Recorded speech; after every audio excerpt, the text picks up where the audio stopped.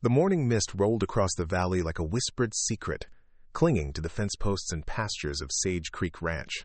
Marcus Holloway stepped out onto his front porch, coffee mug in hand, breathing in the crisp October air that carried the scent of hay and distant wood smoke. 7 years. 7 years since he'd bought this place with nothing but determination and a bank loan that had kept him awake nights. Now, at 32, he could finally say he'd made something of himself. The ranch stretched before him like a testament to persistence. Before we jump back in, tell us where you're tuning in from. And if this story touches you, make sure you're subscribed. Because tomorrow, I've saved something extra special for you. Prize-winning cattle grazed in the eastern pastures, while his prized quarter horses moved like poetry across the western fields. The old farmhouse had been transformed from a crumbling relic into a home that could grace the cover of any country living magazine, though Marcus rarely had visitors to appreciate the work he'd put into it. He was about to head back inside when a sound caught his attention. Something that didn't belong in the morning symphony of lowing cattle and chirping birds. The distant rumble of an engine, struggling and coughing like it was running on hope rather than gasoline. Marcus set his mug on the porch railing and shaded his eyes against the rising sun. A battered pickup truck, more rust than paint, was making its way up his long gravel drive. The vehicle lurched and swayed with each pothole, and Marcus could hear the engine misfiring even from a quarter-mile away. Visitors were rare enough at Sage Creek Ranch, but visitors in trucks that looked ready for the scrapyard were practically unheard of. As the truck drew closer, Marcus could see that it was held together by little more than determination, and what appeared to be generous applications of duct tape.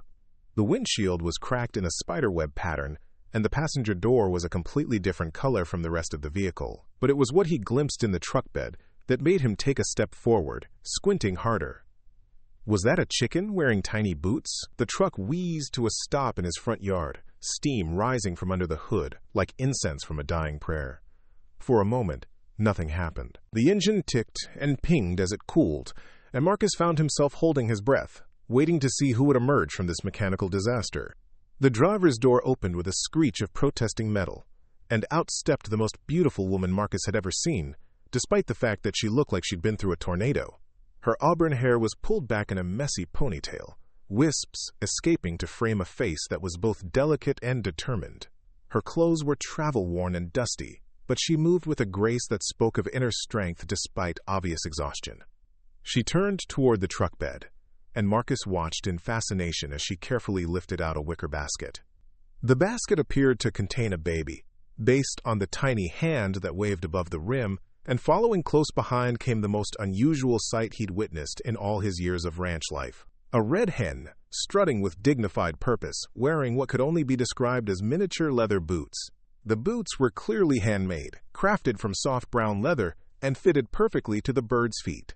The chicken moved with the confidence of a creature that knew exactly how important she was, her boots making tiny clicking sounds on the gravel. The woman noticed Marcus standing on the porch and straightened, squaring her shoulders as if preparing for battle. Even from a distance, he could see the wariness in her posture, the way she unconsciously shifted to put herself between the basket and any potential threat. "I'm looking for Marcus Holloway," she called out, her voice carrying clearly across the yard despite its obvious fatigue. "You found him," Marcus replied, walking down the porch steps with slow, deliberate movements. He'd learned from years of working with skittish animals that sudden gestures could send the nervous ones running. Something about this woman's stance told him she was ready to bolt at the first sign of trouble. As he approached, he got a better look at her face. Dark circles shadowed eyes the color of summer storm clouds, and there was a tightness around her mouth that spoke of recent worry.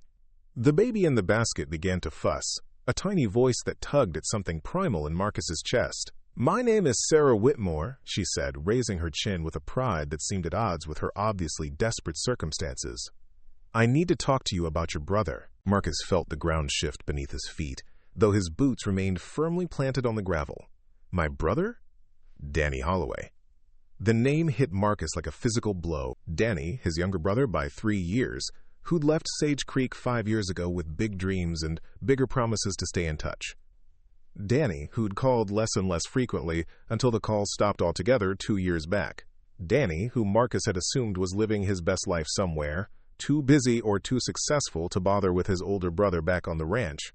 "Danny's been dead for 6 months," Sarah said quietly, and the words fell between them like stones into still water, sending ripples of shock through Marcus's carefully ordered world. The baby's fussing grew louder, and Sarah automatically began rocking the basket, her movements unconscious and practiced. The chicken with boots had begun exploring the yard, pecking at interesting bits of gravel with the focused intensity of a creature on an important mission. "Dead?" Marcus's voice sounded strange to his own ears, hollow and distant. "How? When? Why didn't anyone tell me?" Sarah's expression softened slightly, sympathy flickering in those storm cloud eyes. "Car accident in Colorado. He was working construction, living day to day mostly. There wasn't much in the way of records, and by the time I found out you existed, well..." She gestured helplessly at the basket. "I had other priorities." The baby had worked up to a full cry now, and Sarah lifted the tiny bundle from the basket with practiced ease. Marcus caught a glimpse of a red, wrinkled face and downy dark hair before Sarah turned away slightly, providing privacy for feeding, but not before he noticed something that made his heart stop altogether. Those eyes. Even in a baby's face squinted with crying, those were unmistakably Holloway eyes, the same deep blue that Marcus saw in his own mirror every morning. The same shade that had belonged to his father and grandfather before him. "This is Lily," Sarah said softly, settling the baby against her shoulder. "She's 4 months old." Marcus did the math automatically, the way he calculated feed costs and breeding schedules. 6 months since Danny died, 4 months old meant, "She's my niece." "She's your brother's daughter," Sarah confirmed, "and I've been taking care of her since Danny died, but I can't anymore. I lost my job 3 weeks ago, got evicted from my apartment last week. I've been living in my truck, trying to figure out what to do." The words hit Marcus like a series of physical blows. His brother was dead, he was an uncle. This woman had been caring for his niece alone for months, and now she was homeless and desperate enough to drive what was clearly her last $100 worth of gasoline to find a stranger who happened to share the baby's blood. "The chicken," he said stupidly, his mind struggling to process everything at once. Sarah glanced at the red hen, who had discovered something fascinating near the water trough. "That's Henrietta. She belonged to Danny, too. He rescued her from a cockfighting ring that got busted, but she'd been injured. Her feet were damaged, so he made her those boots to protect them. She can't really survive without them anymore." Marcus stared at the chicken, trying to reconcile the image of his free-spirited younger brother crafting tiny boots for a rescued hen. It sounded exactly like something Danny would do, actually. His brother had always been the one to bring home injured animals, despite their father's grumbling about mouths to feed. "You drove all the way here from Colorado?" Marcus asked, still struggling to make sense of the situation. "I've been looking for you for 2 months, Sarah admitted.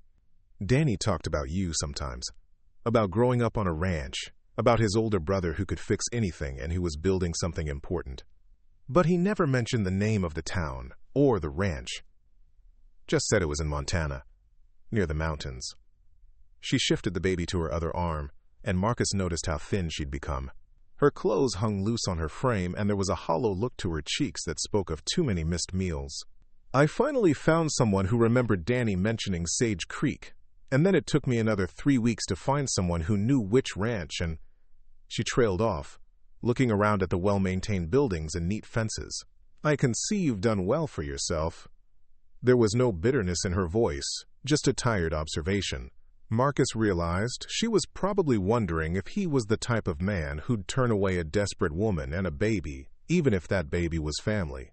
"You must be exhausted," he said finally, his natural hospitality overriding the shock. "Come inside. We can talk properly over coffee and breakfast." Relief flickered across Sarah's face before she could hide it. "I don't want to impose. I just needed to make sure Lily would be safe, that she'd be with family who could take care of her properly." The implication hung in the air between them. She wasn't looking for a temporary place to stay. She was looking for someone to take her burden, to give the baby a life she couldn't provide. Marcus looked at the tiny face nestled against Sarah's shoulder, at those unmistakably Holloway eyes, and felt something shift inside his chest. Family. He'd thought he was alone in the world since their parents died, and Danny disappeared. Now, suddenly, he had a niece. A piece of his brother that was still alive and breathing, and depending on the decisions made in the next few minutes. "Let's get you both inside," he said, leading the way toward the house. Henrietta too, I suppose. As if she understood her name, the chicken looked up from her exploration and began following them toward the porch, her boots clicking against the wooden steps with dignified authority. Inside the house, Sarah looked around with undisguised appreciation. Marcus had spent years getting the details right. Exposed wooden beams, comfortable furniture that could withstand ranch life, family photos that showed 3 generations of Holloways working this land. It was a home that spoke of permanence and tradition. "This is beautiful," Sarah said softly, settling into the chair Marcus indicated while keeping Lily close against her chest. Danny would have loved seeing this. The past tense hit Marcus like a fresh blow. He busied himself making coffee, his hands moving automatically through the familiar motions while his mind raced. His brother was dead. Had been dead for 6 months while Marcus went about his daily routines, completely unaware that the only family he had left was gone. "Tell me about him," Marcus said as he set a mug in front of Sarah. "Tell me about Danny in Colorado." Sarah wrapped her hands around the mug as if drawing warmth from it, though the morning wasn't particularly cold. "He was working construction, like I said. Good with his hands. Could fix anything. Reminded me a lot of how you seem to be, actually." She sipped her coffee and seemed to gather her thoughts. "We met at a diner where I was waitressing. He came in every morning before his shift, always ordered the same thing. Scrambled eggs, wheat toast, coffee black. Preparing and narrating this story took us a lot of time, so if you are enjoying it, subscribe to our channel, it means a lot to us. Now back to the story. After about a month of this, he finally worked up the courage to ask if I wanted to see a movie. A small smile played at the corners of her mouth, the first genuine warmth Marcus had seen from her. He was nervous as a long-tailed cat in a room full of rocking chairs, as he put it. Kept apologizing for everything, the choice of movie, the fact that his truck smelled like sawdust, the way he got tongue-tied around me. Marcus could picture it perfectly. Danny had always been confident with everything except girls. Put him in front of a wild horse or a broken engine, and he was fearless. Put him in front of a pretty woman, and he turned into a stammering adolescent. We dated for about 8 months before... Sarah gestured toward the baby. Before Lily happened. Danny was over the moon about becoming a father. Scared out of his mind, but excited. He started working extra shifts, saving every penny he could. He wanted to buy a little house with a yard where Lily could play. The coffee turned bitter in Marcus's mouth. What happened to him? Wrong place, wrong time, Sarah said simply. He was driving home from a job site when a drunk driver ran a red light. Danny died instantly, they said. He didn't suffer. The silence stretched between them, filled only by the soft sounds of the baby and the distant lowing of cattle outside. Marcus stared into his coffee, trying to process the enormity of what he'd learned. His brother, dead at 29. A niece he'd never known existed, a woman who'd been struggling alone for months, trying to care for a baby that wasn't even hers by blood.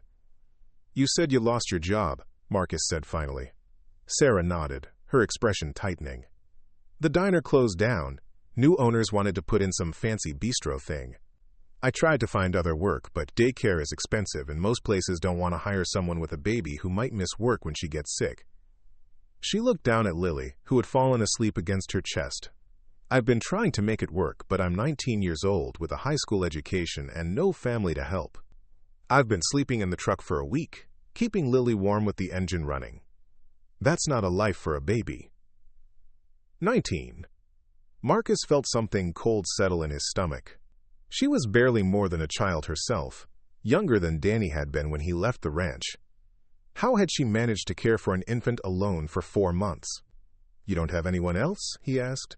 Family? Grew up in foster care, Sarah said matter-of-factly. Aged out at 18.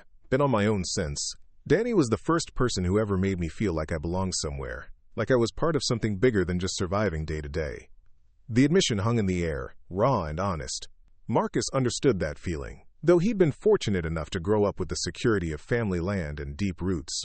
The ranch had always been his anchor, his proof that he belonged somewhere. This girl had never had that. What are you asking of me exactly? Marcus said, though he suspected he already knew. Sarah lifted her chin, and he saw the pride warring with desperation in her expression. I'm asking you to take Lily. She's your blood, your family. You have the resources to give her everything she needs, everything Danny would have wanted for her. A stable home, opportunities, a future. And you? I'll move on. Find work somewhere. Try to build a life for myself. I just need to know she's safe and loved and has the chances I can't give her." The words were delivered with a steady voice, but Marcus caught the slight tremor in her hands as she set down her coffee mug. This wasn't easy for her. Despite everything, she'd clearly bonded with Lily over the past 4 months. Marcus stood up abruptly, walking to the window that looked out over his pastures. The land stretched away toward the mountains, acre after acre of prosperity built through hard work and determination. He'd always assumed that someday he'd have children to pass it on to, but someday had always seemed far away, theoretical. Now someday was sitting in his kitchen, 4 months old and carrying his brother's eyes. "You can't just drop off a baby like she's a package," Marcus said, his back still to the room. "Even if I agreed to take her, there would be legal considerations. Paperwork. You'd have to sign over parental rights." "I know," Sarah said quietly. "I've been thinking about all of that. Danny never married me, never officially acknowledged paternity, but I have his name on the birth certificate, and I'd be willing to sign whatever papers need to be signed." Marcus turned around to face her. "Just like that? You'd walk away from a baby you've been caring for since birth?" Fire flashed in Sarah's eyes. "Don't you dare judge me for this. Do you think this is easy? Do you think I want to give up the only good thing Danny left behind? I've been living on crackers and peanut butter for 2 weeks, selling everything I own piece by piece to buy formula and diapers. I've been terrified every single night that I wouldn't be able to keep her safe, keep her fed, keep her healthy." Her voice rose slightly, and Lily stirred against her chest. Sarah immediately lowered her tone, but the emotion remained. "I love this baby more than I've ever loved anything in my life. But love isn't enough to put a roof over her head or food in her belly. Love isn't enough to give her the life she deserves." The raw honesty in her words hit Marcus like a slap. He was judging her, he realized. Judging her for making an impossible choice that no 19-year-old should have to make. "I'm sorry," he said, and meant it. "You're right. This can't be easy." Sarah nodded, accepting his apology with the grace of someone who'd learned not to hold grudges. "I've had months to think about this, to consider every option. This is the only choice that makes sense for Lily's future." A scratching sound at the back door interrupted the conversation. Through the glass, Marcus could see Henrietta pecking imperiously at the wood, clearly expecting admission to whatever important business was being conducted inside. "She likes to be where the action is," Sarah explained with a small smile. "Danny used to say she thought she was people." Marcus opened the door, and Henrietta strutted inside with the confidence of a creature who owned the place. She immediately began investigating the kitchen. Her booted feet clicking on the tile floor as she explored every corner with scientific thoroughness. "Does she always wear the boots?" Marcus asked, grateful for the momentary lightness in the conversation. "Always. Her feet were pretty badly damaged in the fighting ring. Without the boots, she can't walk properly, and she's vulnerable to infection. Danny made several pairs so I could clean them and rotate them." Marcus watched the chicken examine his kitchen with obvious approval, and something about the absurdity of the situation struck him. Here he was, discussing the care and feeding of a boot-wearing hen, while trying to decide whether to adopt his dead brother's baby from a homeless teenager. Life, apparently, had a sense of humor. "There's something else," Sarah said, her voice hesitant. "Something I need to tell you about Lily." Marcus's attention snapped back to her, worry creeping up his spine. "What kind of something?" "She's healthy," Sarah said quickly, seeing his expression. "But Danny had some concerns about his family medical history. He mentioned something about a heart condition that ran in your family?" Marcus nodded grimly. "Hypertrophic cardiomyopathy. It's what killed our father at 45.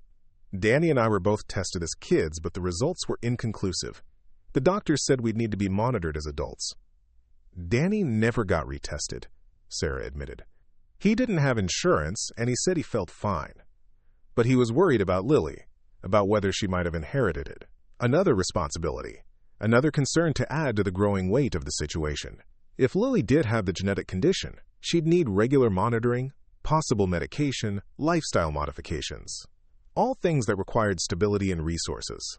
"Have you had her tested?" Marcus asked. "I tried, but without insurance and without being her legal guardian, most doctors won't do genetic testing. It's expensive." And she trailed off, but Marcus could fill in the blanks. She'd been too busy surviving to worry about potential future problems. Marcus sank back into his chair, feeling the weight of decision pressing down on him. A baby who might have inherited a serious heart condition. A chicken that required specialized footwear.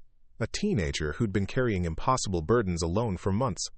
And somewhere in all of it, the ghost of his brother, who'd apparently found love and purpose and responsibility in Colorado while Marcus had been building fences and breeding horses in Montana, completely unaware that his family was growing and then disappearing. "I need time to think," Marcus said finally. "This is a lot to process all at once." "Of course," Sarah said, though he caught the flicker of disappointment in her expression. "I can stay in my truck another night or two if you need." "No," Marcus interrupted, his hospitality finally overriding his shock. "You're not sleeping in a truck with a baby. There's a guest room upstairs. You and Lily can stay there while we figure this out." Relief flooded Sarah's face, followed quickly by wariness. "I can't pay you anything for room and board." "I'm not asking you to," Marcus replied. "You're carrying my niece. That makes you family, at least temporarily." The words surprised him as much as they seemed to surprise her. But they felt right, somehow. This girl had been the only family his brother had found in Colorado, had been caring for Danny's daughter with no legal obligation and no support. If that didn't deserve basic decency and hospitality, what did? "Thank you," Sarah whispered, and for the first time since she'd climbed out of that broken-down truck, she looked like the teenager she actually was. "You don't know what this means." Outside, the sun was climbing higher, and Marcus could hear his foreman's truck coming up the drive. Soon, the ranch would be bustling with the normal activities of a working cattle operation. But inside his kitchen, surrounded by the smell of coffee and the soft breathing of a sleeping baby and the quiet clicking of a chicken's leather boots, Marcus felt like his whole world had shifted on its axis. His brother was dead, he was an uncle. And somehow, in the space of a single morning, his carefully ordered bachelor life had been invaded by the most unusual family he could have imagined. The question now was what he was going to do about it. "Let me show you to the guest room," Marcus said, standing up. "You look like you could use some real sleep." As Sarah carefully gathered Lily and her diaper bag, Marcus found himself studying the baby's face. Those Holloway eyes were unmistakable, but there was something of Sarah in the shape of the nose and the delicate curve of the cheekbones. She was a beautiful baby, and Marcus felt an unexpected surge of protectiveness toward his tiny niece. Henrietta followed them up the stairs, apparently assuming that wherever the baby went, she should go too. The guest room was simple but comfortable, with a double bed and a dresser, and large windows that looked out over the eastern pasture. "The bathroom is right across the hall," Marcus said, setting Sarah's bag on the dresser. "And there's a crib in the storage room from when my cousin's kids used to visit. I can set it up if you want." "That would be wonderful," Sarah said, settling Lily gently on the bed and surrounding her with pillows. "She's been sleeping in her carrier for weeks." As Marcus went to retrieve the crib, he could hear Sarah moving around the guest room, the soft sounds of someone finally able to relax after being on high alert for too long. When he returned with the crib pieces, he found her sitting on the bed, looking around the room with an expression of wonder.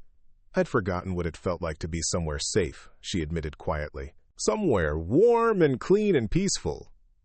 Marcus began assembling the crib, using the familiar motions of working with his hands to process the emotions churning in his chest. "How long were you on the road looking for me?" 3 weeks, mostly. I had to work odd jobs along the way to pay for gas and food, waited tables in Billings for a week, cleaned offices in Great Falls for a few days. Finally heard about Sage Creek from a rancher in Helena who knew your name. 3 weeks of traveling with a baby, working whatever job she could find, sleeping in a truck. Marcus's respect for this girl's determination grew with every detail he learned. "You could have called," he pointed out. "Looked up the number." "I tried. You're not listed, and the ranch number just goes to an answering machine. I needed to see you face to face, needed to know what kind of man you were before I trusted you with Lily." Smart, Marcus thought. Cautious in the way someone who'd grown up in foster care would learn to be. She'd driven across 3 states to look him in the eye and judge his character before making her decision. "And?" he asked, fitting the last piece of the crib into place. "What's your verdict?" Sarah smiled, the first truly relaxed expression he'd seen from her. "Danny was right about you. You're good people, Marcus Holloway." The use of his first name, the warmth in her voice, made something loosen in Marcus's chest. He'd spent so many years focused on building his ranch, on proving himself, that he'd forgotten how good it felt to have someone appreciate the man he'd become. "Get some sleep," he said gruffly, uncomfortable with the emotion in the room. "We can talk more when you're rested." As he headed for the door, Sarah's voice stopped him. "Marcus, whatever you decide about Lily, I want you to know that Danny loved this place. He used to tell me stories about growing up here, about learning to ride before he could properly walk, about summer evenings when your father would play guitar on the porch. He never stopped missing it." The words hit Marcus like a sucker punch. Danny had missed the ranch, missed home, missed him. All those years when Marcus had assumed his brother was too busy living his exciting life to bother with family, Danny had been homesick. "Why didn't he come back?" Marcus asked, his voice rough with old hurt. "Pride, I think. He said he'd left to make something of himself, and he didn't want to come back until he had something to show for it. He was planning to bring Lily here for Christmas, to introduce her to her uncle and show her where her daddy grew up." Christmas. 2 months away. If things had been different, if that drunk driver had stayed home that night, Marcus would have been meeting his niece under the Christmas tree, with Danny beaming beside them and probably a dozen presents for the baby. Instead, Danny was buried in some Colorado cemetery, and his daughter was sleeping in a makeshift bed in Marcus's guest room, while the girl who loved them both tried to find the strength to let go. Life, Marcus reflected as he headed downstairs, was rarely fair. But sometimes, if you were lucky, it gave you a chance to make something right. Outside, he could hear his foreman calling the hands to work, the familiar sounds of a ranch coming to life. But inside, Henrietta had made herself comfortable on the kitchen floor, her head tucked under one wing for a nap, apparently confident that she'd found her new home. Marcus poured himself another cup of coffee and sat down at his kitchen table, staring out at the land he'd worked so hard to build into something meaningful. The land Danny should have inherited alongside him. The land that might now pass to a 4-month-old baby girl with Holloway eyes and her father's smile.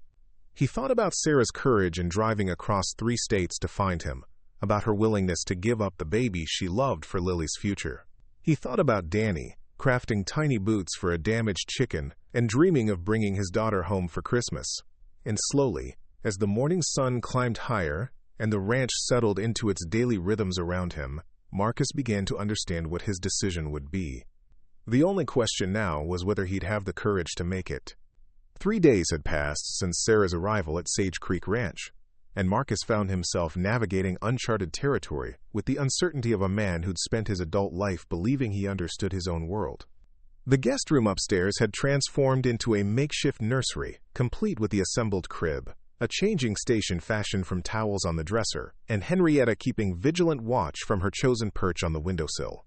The chicken had appointed herself as Lily's unofficial guardian, refusing to stray far from wherever the baby happened to be. When Sarah carried Lily downstairs for feedings, Henrietta followed with purposeful clicks of her leather boots. When the baby napped, the hen positioned herself where she could observe both the crib and the doorway, as if understanding that her protective duties extended beyond mere companionship. Marcus had called his lawyer on the second day, a conversation that had left him with more questions than answers. The legal complexities of informal adoption, especially across state lines, were daunting. There would be home studies, background checks, waiting periods, and court appearances. The process could take months, assuming Sarah was genuinely willing to relinquish her parental rights, and assuming no other relatives appeared to contest the arrangement. The court's primary concern will be the best interests of the child, his lawyer had explained over the phone. They'll want to ensure that this isn't a hasty decision made under financial duress, and they'll want to verify that you're prepared for the responsibilities of single parenthood. Single parenthood. The phrase had echoed in Marcus's mind for hours afterward. He'd always imagined that when children came into his life, it would be through the traditional route of marriage and planning and mutual decision-making. Instead, he was contemplating raising his brother's daughter alone, with guidance from a 19-year-old girl who'd been thrust into motherhood through circumstances beyond her control. Sarah had spent those 3 days in a state of careful politeness, clearly grateful for the hospitality but uncertain of her place in the household. She helped with meals without being asked, kept the guest room meticulously clean, and seemed to anticipate Lily's needs with the intuitive precision of someone who'd learned to read every subtle cue. But there was a distance in her manner, a careful reserve that suggested she was already beginning the process of emotional separation. Marcus found this distance both understandable and troubling. He watched her with Lily during feeding times, saw the tenderness in her touch and the soft songs she hummed while rocking the baby to sleep. The bond between them was obvious and deep, which made Sarah's determination to walk away all the more remarkable and heartbreaking.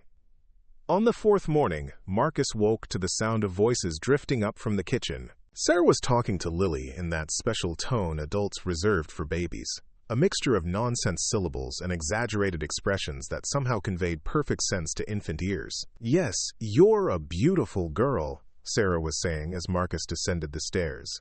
"Such a smart, pretty baby. Uncle Marcus is going to take such good care of you, isn't he? He's going to give you everything your daddy would have wanted." Marcus paused at the bottom of the staircase, struck by the matter-of-fact way Sarah spoke about the future, as if the decision had already been made and accepted. She sat at the kitchen table with Lily propped in her lap, offering tiny spoonfuls of rice cereal, while Henrietta watched from her position on the floor nearby. "Good morning," Marcus said, entering the kitchen with the careful neutrality he'd maintained for the past few days. "Morning," Sarah replied, not looking up from her task. "I hope we didn't wake you. Lily's been up since 5:30, and she was getting fussy." Marcus poured himself coffee and observed the domestic scene before him. Sarah had learned the routines of his kitchen quickly, had figured out where he kept everything and how he liked things organized. There was something both comfortable and unsettling about finding this makeshift family settled into his space as if they belonged there. "I've been thinking about what you said," Marcus began, settling into the chair across from them. "About the legal aspects of everything." Sarah's hand stilled for a moment, then resumed offering cereal to Lily with studied casualness. "And?" "It's complicated. More complicated than either of us probably realized. The courts don't take informal custody arrangements lightly, especially when there's no existing relationship between the child and the prospective guardian." Sarah nodded, her expression carefully neutral. "I figured it might be. What do we need to do?" Marcus was struck again by her matter-of-fact acceptance of obstacles. Most 19-year-olds he knew would have been overwhelmed by the legal complexities.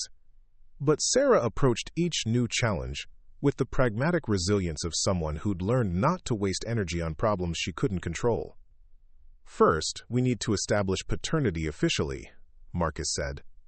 "Danny's name on the birth certificate helps, but the court will want DNA evidence. Then there's the question of your parental rights, and whether you're making this decision freely or under duress."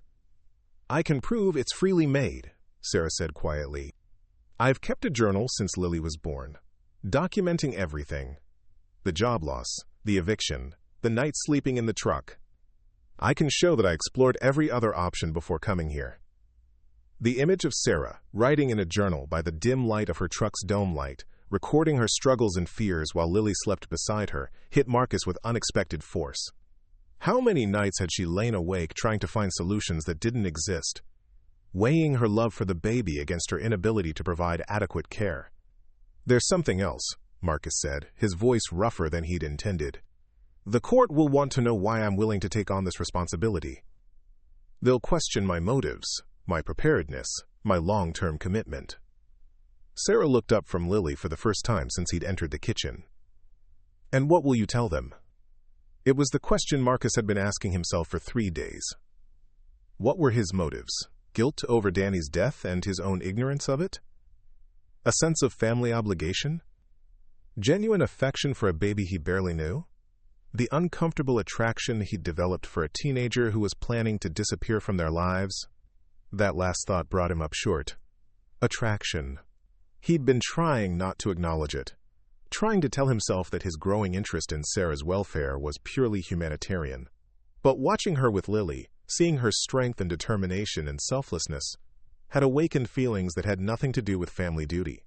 She was 19 years old, he reminded himself firmly. 19 and vulnerable and depending on his protection. Whatever he might be feeling was inappropriate and irrelevant to the decisions that needed to be made. "I'll tell them the truth," Marcus said finally. "That Lily is my family, and family takes care of family." Sarah studied his face for a long moment, as if trying to read something deeper in his expression. "Is that the only reason?" Before Marcus could answer, the sound of vehicles approaching interrupted the conversation. Through the kitchen window, he could see his foreman's truck followed by two others, the daily gathering of ranch hands for work assignments. "I should get out there," Marcus said, grateful for the interruption. "Will you be okay here?" "We'll be fine," Sarah assured him, turning her attention back to Lily. "Henrietta and I have things well in hand."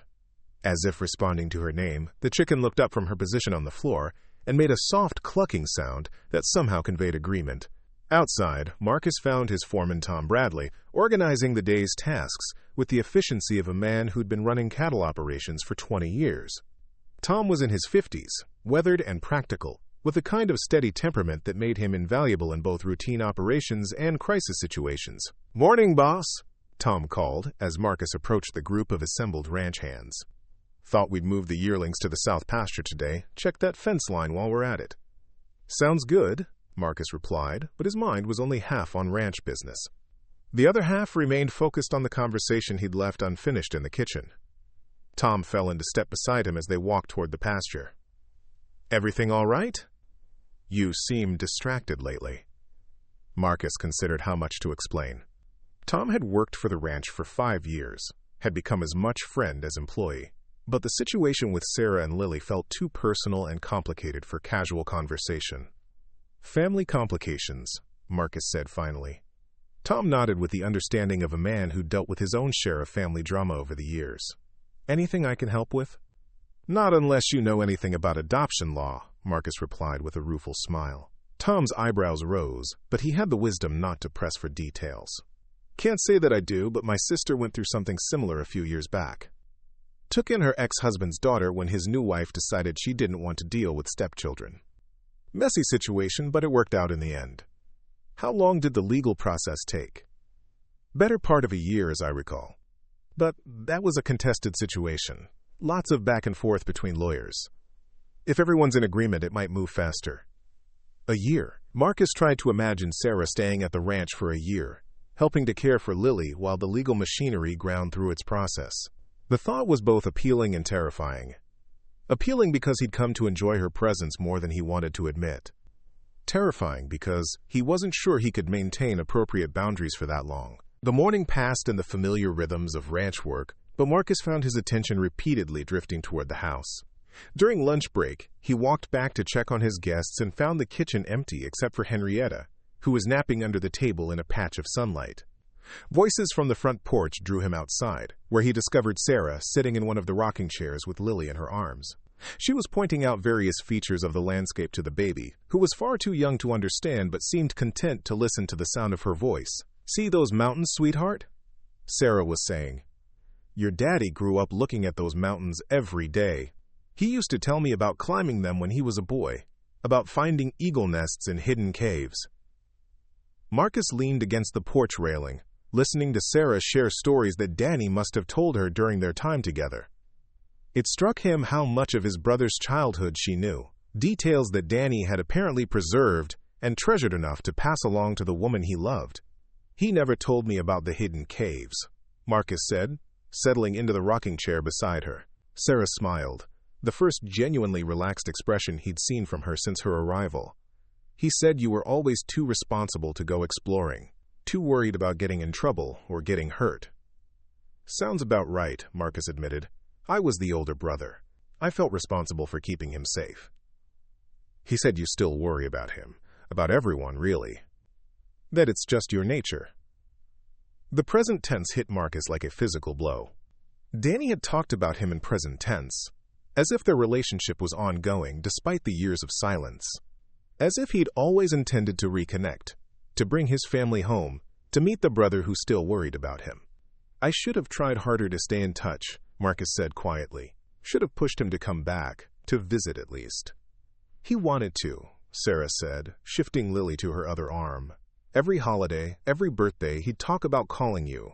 But then he'd convince himself that too much time had passed, that you probably didn't want to hear from him. I always wanted to hear from him. I know. He knew too, deep down. But pride is a powerful thing, and regret has a way of growing heavier with time. They sat in comfortable silence for a while, watching the afternoon shadows lengthen across the pasture. Lily dozed in Sarah's arms, and Henrietta emerged from the house to patrol the porch with her characteristic dignity. "Can I ask you something?" Sarah said eventually. "Of course. Why aren't you married? A man like you, with all this." She gestured toward the ranch spread out before them. "I would have thought you'd have settled down by now." Marcus was surprised by the directness of the question, but there was genuine curiosity in Sarah's tone, not judgment.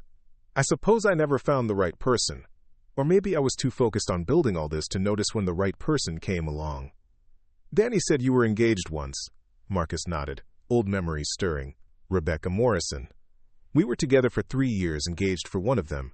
She wanted me to sell the ranch, move to the city. Said there was no future in cattle ranching, that I was wasting my education and potential. But you stayed." "I stayed. This land has been in my family for 4 generations. I couldn't be the one to let it go, especially not for someone who couldn't understand why it mattered." Sarah was quiet for a moment, rocking gently in her chair. "Danny understood. He used to say that you weren't just raising cattle, you were preserving something important, a way of life, a connection to the land." "He said that?" "All the time.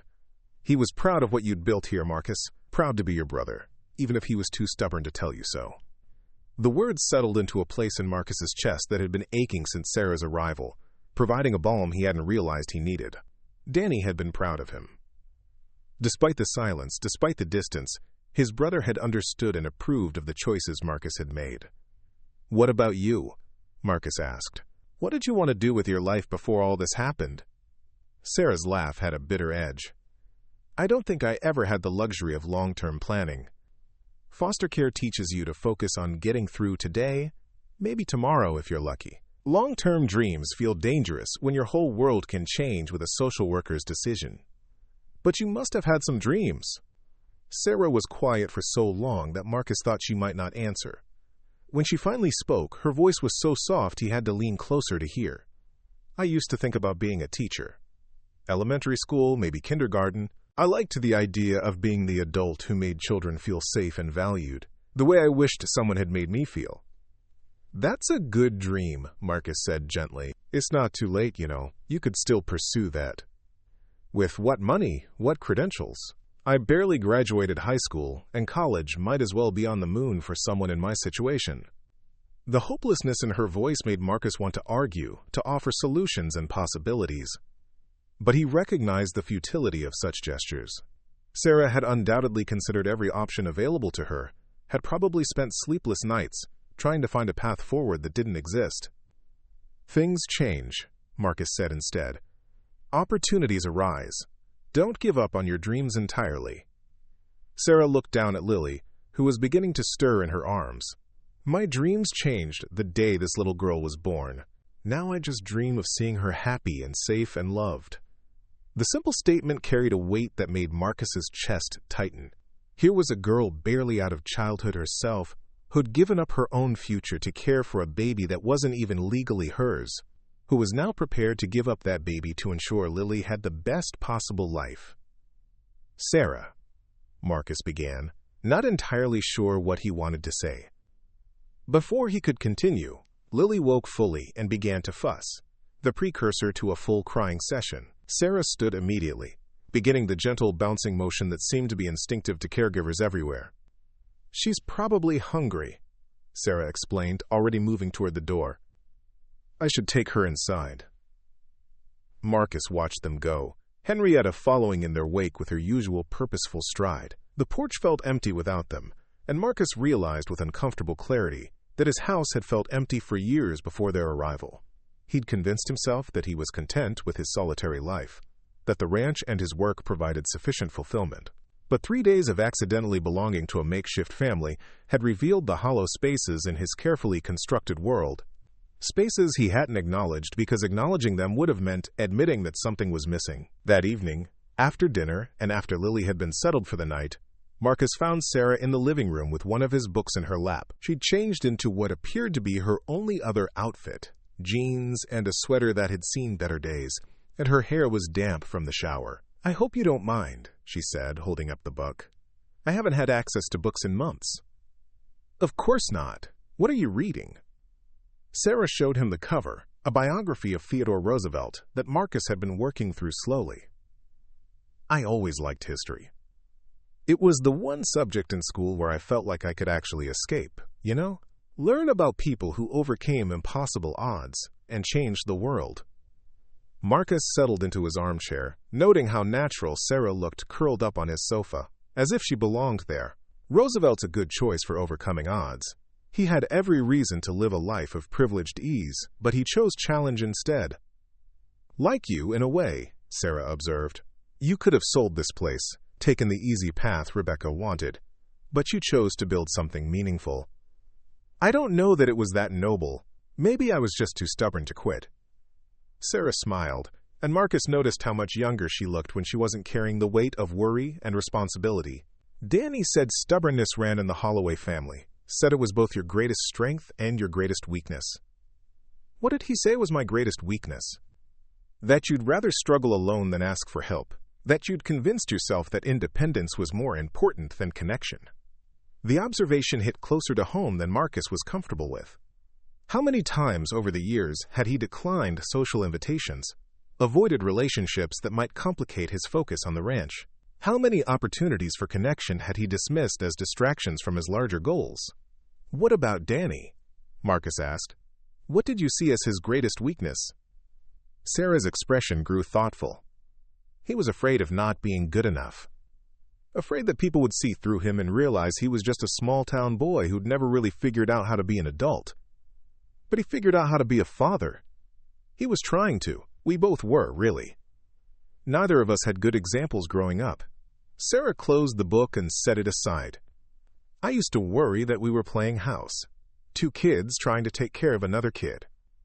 But Danny was determined to do better than his own father." Marcus felt a familiar stab of guilt. Their father had been a hard man, quick with criticism and slow with praise. He'd loved his sons in his own way, but he'd never been comfortable expressing that love in words or gentle gestures. Marcus had adapted by trying to be perfect, to anticipate criticism and avoid it. Danny had adapted by acting out, by seeking attention, even when that attention was negative. "Our father wasn't an easy man," Marcus admitted, "but he wasn't cruel either. Just distant.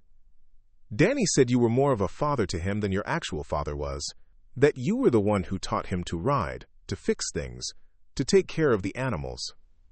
Another memory surfaced, this one warm despite the years that had passed. Danny, at 8 years old, standing on a wooden crate beside Marcus at the workbench, his small hands trying to grip tools that were too big for him. Marcus, at 15, patiently explaining how to change a tire, how to mend a fence, how to read the weather signs in the sky. He'd been a child himself, but he'd felt responsible for Danny in a way that went beyond simple brotherhood. Their mother had died when Danny was 6, and their father had retreated into work and silence, leaving Marcus to fill the gaps in his younger brother's upbringing. "I tried," Marcus said quietly, "but I was just a kid myself. I made plenty of mistakes." He never mentioned mistakes, only that you were always there when he needed you, until he decided he didn't need anyone anymore. The phrase hung in the air between them, heavy with implication. Danny hadn't needed anyone, had pushed away the one person who'd tried to be there for him. And now he was gone, leaving behind a daughter he'd never see grow up, and a woman who'd loved him enough to sacrifice her own future for his child's welfare. "Sarah," Marcus said, his voice rough with emotion he couldn't quite suppress, "what you're doing, what you're planning to do, it's extraordinary, but I need you to be sure. Once the legal papers are signed, once this becomes official, there's no going back." Sarah met his gaze steadily, her storm cloud eyes clear and determined. "I've never been more sure of anything in my life. Lily deserves better than I can give her, and you can provide that. It's the right choice for everyone involved. What about what you deserve? What about your future?" "My future is making sure she has one," Sarah replied simply. "That's what love means, isn't it?" putting someone else's needs before your own? Marcus wanted to argue, to point out that she was sacrificing too much, that there had to be another way. But looking at her face, seeing the quiet resolve in her expression, he realized that arguing would be both futile and insulting. Sarah had made her choice with full knowledge of what it would cost her, and she'd made it out of love rather than desperation. The lawyer said the process could take months, Marcus said finally. You're welcome to stay here as long as necessary. Lily should be with you during the transition. Relief flickered across Sarah's features, quickly followed by wariness. I can't impose on your hospitality indefinitely, and I can't pay for room and board. You're not imposing, and I'm not asking for payment. Marcus leaned forward in his chair, trying to find the right words. You've been taking care of my niece for months, with no help and no support. The least I can do is provide a safe place for both of you while we work through the legal complications. What about your reputation? Having an unmarried teenager living in your house? People will talk. Marcus almost smiled at the practical concern. In Sarah's position, worried about basic survival, she was still thinking about protecting his standing in the community. Let them talk, he said firmly. Anyone worth knowing will understand the situation once they know the facts. And anyone who'd judge you for doing what's best for Lily isn't worth worrying about. Sarah nodded slowly, accepting his reassurance with the grace of someone who'd learned to take help when it was offered. Regardless of pride, there's one more thing, Marcus said, dreading the conversation but knowing it was necessary. The heart condition I mentioned. We need to have Lily tested as soon as possible. Sarah's face paled slightly. How serious is it? If she has it, I mean. It depends on the severity. In some cases, it's manageable with medication and lifestyle modifications. In others, Marcus trailed off, unable to voice the worst-case scenarios. We'll deal with whatever we find, Sarah said with the matter-of-fact courage that continued to amaze him. She deserves to know, regardless of the results. As if summoned by their conversation, Henrietta appeared in the doorway, having apparently completed her evening patrol of the house. The chickens surveyed the room with her usual dignity before making her way to the sofa, where she settled on the floor beside Sarah's feet. She's decided you belong here, Sarah observed, reaching down to stroke the hen's feathers. Has she now?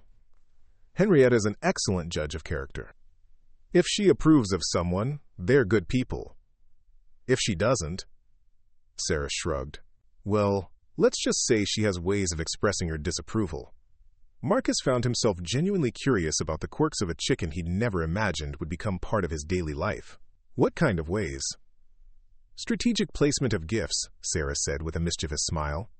Usually on shoes or car seats. She has remarkable aim for someone without opposable thumbs. The image of Henrietta delivering targeted insults made Marcus laugh, the first genuinely carefree sound he'd made since Sarah's arrival. The chicken looked up at him with what appeared to be offended dignity, as if she knew she was being discussed and didn't appreciate the amusement. I'll keep that in mind, Marcus said, still smiling. Wouldn't want to get on her bad side. As the evening wore on, they talked about lighter things. Sarah shared more stories about Danny's life in Colorado, about his work and his dreams and his plans for the future that would never come to pass.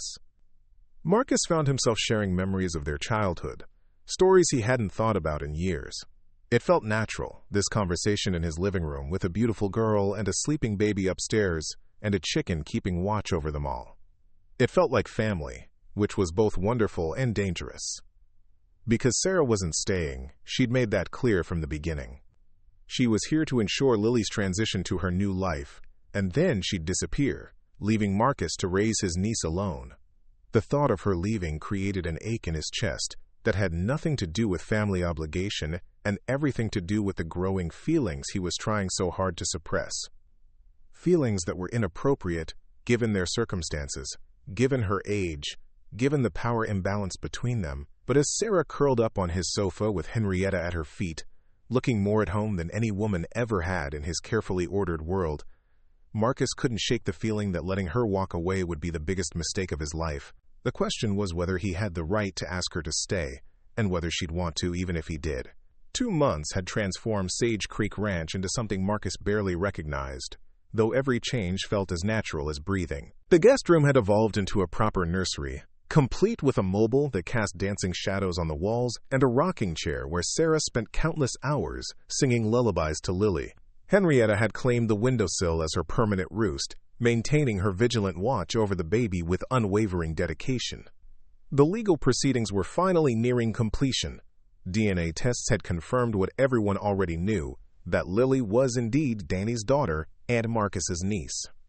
The social worker assigned to their case, a kind woman named Patricia Webb, had conducted her final home visit the week before and pronounced the arrangement suitable for all parties involved. Sarah had proven herself to be exactly what she claimed, a young woman making an impossible sacrifice out of love rather than convenience.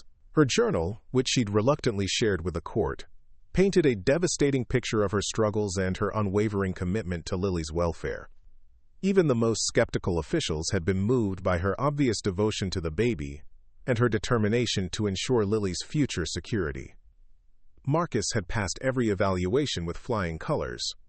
His financial stability, the ranch's success, his character references from neighbors and business associates, all painted the picture of a man well-equipped to provide for a child. The only concern raised had been about his lack of experience with infants, but Sarah's presence during the transition period had addressed those worries. Now, with the adoption papers scheduled to be signed in 3 days, Marcus found himself facing a reality he'd been avoiding for weeks. Soon, very soon, Sarah would pack her few belongings and disappear from their lives, leaving him to raise Lily alone. The thought created a hollow ache in his chest that had nothing to do with parenting concerns and everything to do with the feelings he'd tried so hard to suppress. Over the past 2 months, watching Sarah care for Lily with such tender devotion, seeing her gradually relax into the safety and comfort of the ranch, Marcus had fallen completely and hopelessly in love with her. It was wrong on every level he could think of. She was 19 to his 32, a vulnerable girl who'd trusted him to provide sanctuary during her darkest hour.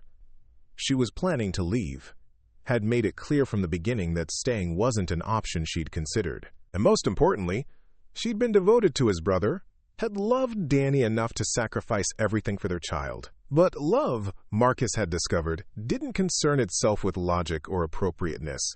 It simply existed, growing stronger each day despite his best efforts to contain it. The morning of the signing dawned clear and cold, October frost painting the pastures silver in the early light. Marcus found Sarah in the kitchen, as had become their custom, feeding Lily while Henrietta supervised from her position on the floor nearby. "Big day," Sarah said without looking up from the baby, her voice carefully neutral. "Yes," Marcus agreed, pouring coffee with hands that weren't quite steady. "Patricia will be here at 10 to take us to the courthouse." They'd been through all the preparations multiple times.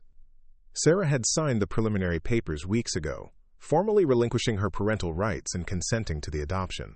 Today's ceremony was largely ceremonial, the final legal step that would make Marcus Lily's official guardian. "I packed last night," Sarah said quietly. "I'll leave right after the ceremony. The truck should make it to Denver if I drive carefully." Denver. She'd mentioned the city several times over the past weeks, explaining that she'd found a job possibility there, a diner that was hiring, and didn't ask too many questions about references or experience. It was a fresh start, a chance to build a life for herself without the constant reminders of everything she was giving up. Marcus wanted to argue, to offer alternatives, to beg her to stay. Instead, he nodded and took his seat across from her, watching as she coaxed Lily to take another spoonful of cereal. The baby had grown noticeably in the past 2 months. Her face had filled out, losing the tiny, fragile look of a newborn and developing into the chubby-cheeked beauty of a healthy 6-month-old. Her eyes, still unmistakably Holloway blue, had begun to track movement and focus on faces. When she saw Marcus, she'd begun offering tentative smiles that made his heart clench with fierce protectiveness. But it was her reaction to Sarah that revealed the depth of their bond. Lily's whole face would light up when Sarah entered the room, her tiny hands reaching toward the only mother she'd ever known. The trust between them was absolute and beautiful and heartbreaking, because in a few hours, it would be severed forever. "Have you thought about what you'll tell her?" Sarah asked suddenly. "When she's older, I mean. About me." Marcus had thought about it extensively, actually. How did you explain to a child that the woman who'd raised her from birth had loved her enough to walk away? How did you make a little girl understand such sacrifice without making her feel abandoned or unwanted? I'll tell her the truth, Marcus said finally. That you loved her more than anything in the world, and that everything you did was to give her the best possible life. Sarah's eyes filled with tears. She quickly blinked away. Will you tell her about Danny? About what he was like? Every day if she wants to hear it. I'll make sure she knows her father was a good man who would have adored her. They sat in silence for several minutes, the weight of impending separation settling over them like a heavy blanket. Outside, Marcus could hear Tom directing the ranch hands through their morning routines, the familiar sounds of a working operation that would continue long after today's changes. Marcus, Sarah said hesitantly, I need you to know something. He looked up from his coffee, struck by the seriousness in her tone. These past 2 months, living here, being part of this. She gestured around the kitchen, encompassing not just the room, but everything it represented. It's been the happiest time of my life. Not just because of the safety and comfort, but because of you. Because of the man you are. Marcus felt his heart stop, then restart with painful intensity. Sarah. Let me finish, she said quietly. I know this situation has been complicated for both of us. I know there are feelings involved that probably shouldn't be there, given everything. But I need you to understand that choosing to leave isn't about not caring. It's about caring too much. She looked down at Lily, who had finished eating and was now playing with her fingers. You're going to be an amazing father to her. She's going to grow up knowing she's loved and valued and secure. That's all I ever wanted for her, and you can give her that. What about what I want? Marcus asked, his voice rough with emotion he could no longer contain. Sarah's eyes met his, and he saw his own feelings reflected there. Love and longing and the terrible knowledge that sometimes loving someone meant letting them go. What you want doesn't matter as much as what she needs, Sarah said softly. And what she needs is stability, not a teenage mother who doesn't know how to be anything but grateful to the man who saved them both. The words hit Marcus like physical blows. Is that what you think this is? Gratitude? Isn't it? Sarah challenged, though her voice remained gentle. I was homeless and desperate when I arrived here. You took us in, provided for us, offered to adopt Lily when I couldn't care for her anymore. How could I not feel grateful? How could I trust that any feelings beyond that are real? Marcus stood up abruptly, his chair scraping against the floor. Henrietta looked up from her position with what appeared to be concern, as if sensing the emotional tension in the room. You think I'm some kind of savior complex? Marcus demanded. You think I offered to adopt Lily and invited you to stay because I enjoyed playing the rescuer? I think you're a good man who saw people in need and did what good men do, Sarah replied, her voice steady despite the tears threatening to spill over. But good intentions don't make a foundation for anything permanent. Marcus wanted to argue, to explain that his feelings had nothing to do with her gratitude, and everything to do with her strength, her courage, her fierce devotion to Lily. He wanted to tell her that watching her transform from a desperate teenager into a confident young woman had been a privilege, not a burden. He wanted to make her understand that the thought of her leaving felt like losing part of himself. But before he could find the words, the sound of vehicles approaching interrupted the conversation. Through the window, Marcus could see Patricia Webb's sedan followed by Tom's truck, arriving earlier than expected. They're here, Sarah said unnecessarily, rising from her chair with Lily in her arms. The next few hours passed in a blur of official procedures and legal formalities. At the courthouse, Marcus signed papers that made him Lily's legal guardian, while Sarah completed the final documents relinquishing her parental rights. Patricia Webb supervised the proceedings with professional kindness, ensuring that everyone understood the permanence of what they were doing. Throughout it all, Sarah maintained her composure with the dignity Marcus had come to associate with her. She answered questions clearly, signed papers without hesitation, and held Lily with the careful attention of someone memorizing every detail. When the judge pronounced the adoption finalized, Marcus felt a complex mix of emotions. relief that Lily would now be legally protected and provided for, pride in taking on the responsibility of raising his brother's daughter, and a deep, aching sadness that the woman who'd made it all possible was about to walk out of their lives forever. Back at the ranch, Sarah's preparations for departure were heartbreakingly minimal. She'd arrived with almost nothing, and 2 months of Marcus's hospitality hadn't changed that significantly. Her few belongings fit easily into the canvas bag she'd carried from her truck, leaving no physical evidence of her presence except for the nursery upstairs and the baby she was about to leave behind. Marcus found her in Lily's room, holding the baby against her chest, while Henrietta watched from the windowsill. Sarah was humming the same lullaby she'd sung every night for 2 months, her voice soft but strong. "I need to go," she said without turning around. "Before I lose my nerve."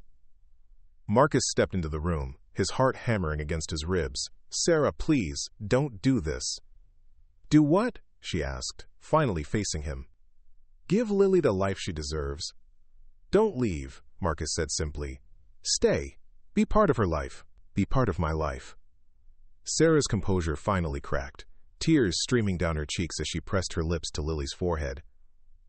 "I can't. Don't you see? If I stay, I'll always be the charity case you took in. The grateful teenager who owed you everything. That's not fair to any of us." "That's not how I see you," Marcus protested. "That's never been how I see you." "Then how do you see me?" Sarah challenged, her voice breaking. Marcus took a deep breath, knowing that everything depended on his next words. "I see the strongest person I've ever met. I see a woman who sacrificed everything for a child she loved, who faced impossible circumstances with grace and courage. I see someone who made me remember what it feels like to be part of a family." He stepped closer, his voice growing stronger with each word. "I see the woman I love, Sarah. Not because you're grateful, not because I saved you, but because you're extraordinary. Because you make me want to be better than I am." Sarah stared at him, shock and hope warring in her expression. "Marcus, I know you're young," he continued urgently. "I know the age difference matters. And I know this situation is complicated. But I also know that losing you would be the worst mistake of my life. Stay, please. We can figure out the rest together." For a moment, Sarah seemed to waver, her carefully constructed resolve beginning to crumble. But then she shook her head, stepping back from him. "I can't," she whispered. "I won't be the reason you settle for less than you deserve. You should marry someone your own age, someone who can be a real partner and mother to Lily." "I don't want someone else," Marcus said desperately. "I want you. Lily wants you. Can't you see that?" As if summoned by her name, Lily began to fuss, reaching her tiny hands toward Sarah, with the instinctive need of a baby for her primary caregiver. Sarah's resolve finally shattered completely, and she began to sob while trying to comfort the child. Marcus crossed the room in 2 strides, wrapping his arms around both of them. For a moment, Sarah melted into his embrace, allowing herself to be held and comforted. But then she pulled away, gently transferring Lily to Marcus's arms. "Take good care of her," she whispered, kissing Lily's forehead one last time. "Tell her I love her." Before Marcus could stop her, Sarah turned and fled the room. He heard her footsteps on the stairs, the front door opening and closing, the reluctant rumble of her truck's engine starting up. Lily began to cry in earnest now, sensing the absence of the only mother she'd known. Marcus held her close, his own eyes burning with unshed tears as he listened to Sarah's truck pull away from the ranch. From the windowsill, Henrietta made a sound that could only be described as mournful, as if she too understood that their makeshift family had just been broken apart. Hours later, after Lily had finally cried herself to sleep and Marcus had managed to get through the basic tasks of feeding and caring for her, he found himself sitting on the front porch in the gathering darkness. The ranch stretched out before him, prosperous and peaceful, everything he'd worked so hard to build. But it felt empty now, hollowed out by Sarah's absence in a way that surprised him with its intensity. He'd lived alone for years, had convinced himself he was content with solitude. Now, after just 2 months of family life, he understood what he'd been missing. The sound of an engine struggling up the drive made him look up hopefully, but it was only Tom returning from town. His foreman approached the porch with the careful manner of a man bringing difficult news. "Found her about 5 miles down the road," Tom said without preamble. "Truck broke down completely this time. Engine seized up." Marcus felt his heart lurch. "Is she all right?" "She's fine, but stranded. Called for a tow, but it won't be here till morning, and the repair shop says it'll cost more than the truck's worth to fix." Tom studied Marcus's face. "Left her at Murphy's Diner in town. Figured you'd want to know." Marcus was already standing, his decision made before Tom finished speaking. "Can you stay with Lily?" "I need to go get her." Tom nodded, a slight smile playing at the corners of his mouth. "About time you came to your senses, boss." The drive to town had never seemed longer. Marcus found Sarah sitting alone in a corner booth at Murphy's Diner, staring into a cup of coffee with the defeated posture of someone who'd reached the end of their resources. She looked up when he entered, surprise and wariness flickering across her face. "Your truck broke down," Marcus said, sliding into the booth across from her. "Tom told you." "It wasn't a question. I called the tow truck. They'll haul it to the scrapyard in the morning." "And then what?" Sarah shrugged, the gesture attempting casualness but missing by miles. "Bus ticket to Denver, I suppose." "Start over from scratch." Marcus leaned forward, his hands flat on the table between them. "Or you could come home." "Marcus, we've been through this." "No," he interrupted. "We haven't. Not really. You told me all the reasons why you think you should leave, but you never told me what you want." Sarah's facade cracked slightly. "What I want doesn't matter." "It's the only thing that matters," Marcus countered. "Sarah, I'm going to ask you a direct question, and I want a direct answer. Do you love me?" The question hung between them in the warm diner air, surrounded by the sounds of clinking dishes and muted conversation from other customers. Sarah stared at him for a long moment, her eyes bright with unshed tears. "Yes," she whispered finally. "God help me, yes." Marcus felt something tight in his chest finally release. "Then come home. We'll figure out the age difference, the complications, all of it. But don't walk away from this because you're afraid." "I'm terrified," Sarah admitted. "I've never had anything good that lasted. I don't know how to trust that this won't disappear." "Then we'll learn together," Marcus said, reaching across the table to take her hands. "Sarah, I can't promise everything will be perfect. But I can promise that I love you, and I love having you and Lily in my life. I can promise that whatever problems we face, we'll face them together." Sarah was crying now, tears streaming down her cheeks as months of carefully suppressed hope finally found their way to the surface. "What about Lily? What about what people will say?" "Lily needs you," Marcus said firmly. "She's already lost one parent.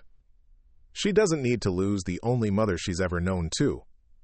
And as for what people say, let them talk. The people who matter will understand." For a long moment, Sarah sat in silence, wrestling with fears and hopes, and the terrifying possibility of allowing herself to believe in happiness. Finally, she looked up at Marcus with something like wonder in her expression. "Are you sure? Really sure? Because if I come back, if I let myself believe this is real, I don't think I could survive losing it again." Marcus smiled, the first genuine smile he'd felt since she'd driven away. "I'm sure. More sure than I've ever been about anything." The drive back to the ranch was quiet, both of them lost in their own thoughts. But when Marcus reached over and took Sarah's hand, she didn't pull away. When they pulled into the ranch yard, Henrietta was waiting on the front porch as if she'd known they were coming. Inside, Lily was sleeping peacefully in her crib, watched over by Tom, who took one look at their joined hands and grinned. "About time," he said simply, gathering his hat and heading for the door. "Welcome home, Sarah." Later, after Tom had gone and Lily had been fed and settled for the night, Marcus and Sarah found themselves on the front porch, sharing the old wooden swing that had been his grandfather's favorite spot for watching the sunset. "I still can't quite believe this is real," Sarah said softly, her head resting against Marcus's shoulder.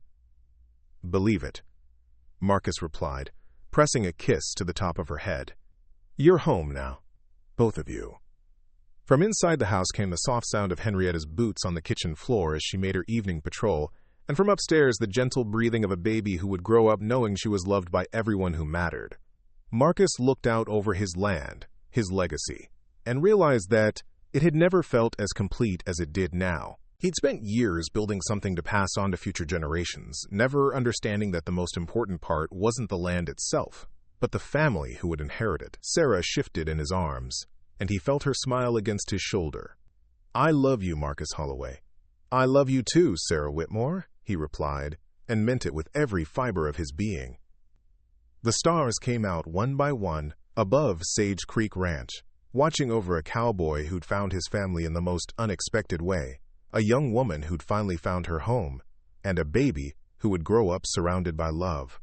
And in the kitchen, a chicken wearing tiny leather boots settled into her favorite spot under the table, content in the knowledge that her humans were exactly where they belonged. Up next, you've got 2 more standout stories right on your screen. If this one hit the mark, you won't want to pass these up. Just click and check them out.